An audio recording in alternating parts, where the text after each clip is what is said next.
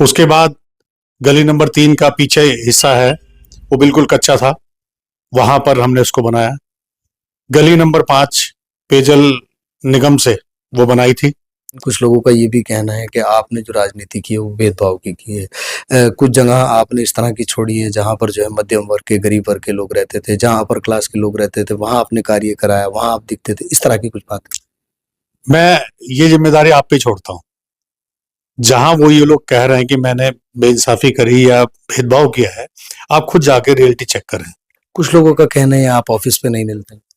मेरा ऑफिस मेरे घर के ठीक नीचे है, मेरा कहीं अलग नहीं बना रखा है।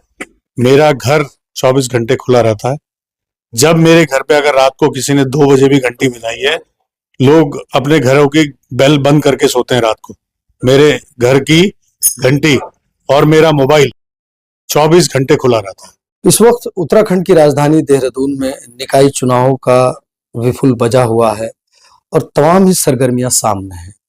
हर पार्टी का अपना अपना दावा है, वादा है, कह रहे हैं कि हम जीत रहे हैं, हम जीत रहे हैं।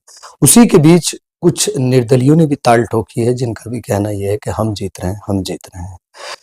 इस वक्त मैं वार्ड 78 में मौजूद हूं और मेरे साथ फ्रेम में आप देख रहे हैं रमेश कुमार मंगू जी हैं और जिनकी धर्म पत्नी श्री कुसुम पर पार्टी ने विश्वास दिखाया है। कांग्रेस पार्टी से पार्षद पद की प्रत्याशी हैं। चलिए उनसे बात करते हैं क्योंकि अभी तक वार्ड 78 में जितने लोग निर्दलीय हैं उनसे भी हमारी बात हुई है।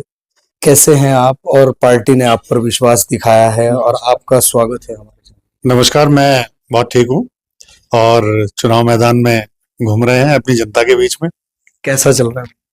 बहुत अच्छा है, बहुत अच्छा रिस्पांस मिल रहा है। लोगों विश्वास कर रहे हैं कि जैसे हम लगातार 6 सालों से उनके बीच में रहे हैं, तो बड़ा अच्छा रिस्पांस मिल रहा है और लोग विश्वास दिला रहे हैं कि हम लोग जो हमारे बीच लगातार काम में रहा है, हम उसका साथ देंगे। 6 साल का सफर कैसा? 6 साल का सफर बड़ा सुखद रहा। हमारी जनता बड़ी समझदार है और जिस तरह से उन्होंने मुझे जिताया था, उसी तरह से मैंने उनके विश्वास पे खरा उतरकर उन लोगों के कामों को समय पर करके या कोई परेशानी आई उसका निवारण करके बहुत अच्छा विश्वास बनाया मैंने अपने क्षेत्र की जनता पर। फिर से रिकॉर्ड बनाएंगे? देखिए, रिकॉर्ड तो जनता बनाएगी, हमने क्या रिकॉर्ड बनाना है। हमें तो जनता के बीच में जाना है, अपने कामों की उपलब्धि बतानी है और जो उनके काम किए हैं उनको याद दिलाना है। कामों में आप जैसे चाहें, आजाद कॉलोनी में जैसे मैंने सबसे पहले मेरे से वहां सवाल किया गया था, 4 नंबर गली आधी टूटी हुई थी कि ये गली विधायक जी के टाइम पे छूट गई थी, तो वहां पर मुझसे यही कहा गया था, देखिए गली टूटी पड़ी है, कब तक बनेगी। तो मैंने यही कहा था कि जीत के जैसे ही हम आएंगे सबसे पहले इस गली को बनाएंगे, और हमने 2 महीने के अंदर उस गली को बना दिया था। उसके बाद गली नंबर 3 का पीछे हिस्सा है, वो बिल्कुल कच्चा था, वहां पर हमने उसको बनाया। गली नंबर 5 पेयजल निगम से वो बनाई थी। उसके बाद हमने फिर गली नंबर 1 बनाई आजाद कॉलोनी के अंदर, और अभी 1 साल पहले ही चुनाव, मतलब हमारे कार्यकाल खत्म होने से पहले, गली नंबर 3 को भी हमने बनाया, जो सबसे लंबी गली है, लगभग 200 मीटर की। और हमने जो काम किए हैं अपने पूरे क्षेत्र वार्ड में, ऐसी जगहों पे काम किए हैं जहां पर ना पीडब्ल्यूडी काम करता है, ना एमडीडी काम करता है। कुछ लोगों का कहना है, ये तो आप अपनी उपलब्धियां बता रहे हैं और जनता को भी पता है, लेकिन कुछ लोगों का ये भी कहना है कि आपने जो राजनीति की है वो भेदभाव की है। कुछ जगह आपने इस तरह की छोड़ी है जहां पर जो है मध्यम वर्ग के, गरीब वर्ग के लोग रहते थे, जहां अपर क्लास के लोग रहते थे, वहां आपने कार्य कराया, वहां आप दिखते थे, इस तरह की कुछ बात। मैं ये जिम्मेदारी आप पे छोड़ता हूँ। जहां वो ये लोग कह रहे हैं कि मैंने बेइंसाफी करी या भेदभाव किया है, आप खुद जाके रियलिटी चेक करें। मैंने जितनी भी गलियां बनाई हैं, मतलब 15 फुट से 12 फुट से बड़ी कोई गली मैंने नहीं बनाई है, क्योंकि 12 फुट की गली में या 10 फुट की गली में गरीब इंसान ही अपर क्लास नहीं करता है। अच्छा, जिस तरह का माहौल इस वक्त वार्ड 78 के अंदर बना हुआ आप देख भी रहे हैं, जनता के बीच भी आप जा रहे हैं, तो क्या लगता है जनता दोबारा से विश्वास दिखाएगी या फिर कुछ लोग भटक जाएंगे? नहीं, देखिए, जनता आजकल समझदार है, वो किसी चेहरे पे नहीं जाती, किसी कास्ट पे नहीं जाती, किसी धर्म पे नहीं जाती। आज की जनता जागरूक है कि जो काम कर रहा है, जो आपके बीच में उपलब्ध है, जनता उसका साथ देती है। कुछ लोगों का कहना है आप ऑफिस पे नहीं मिलते।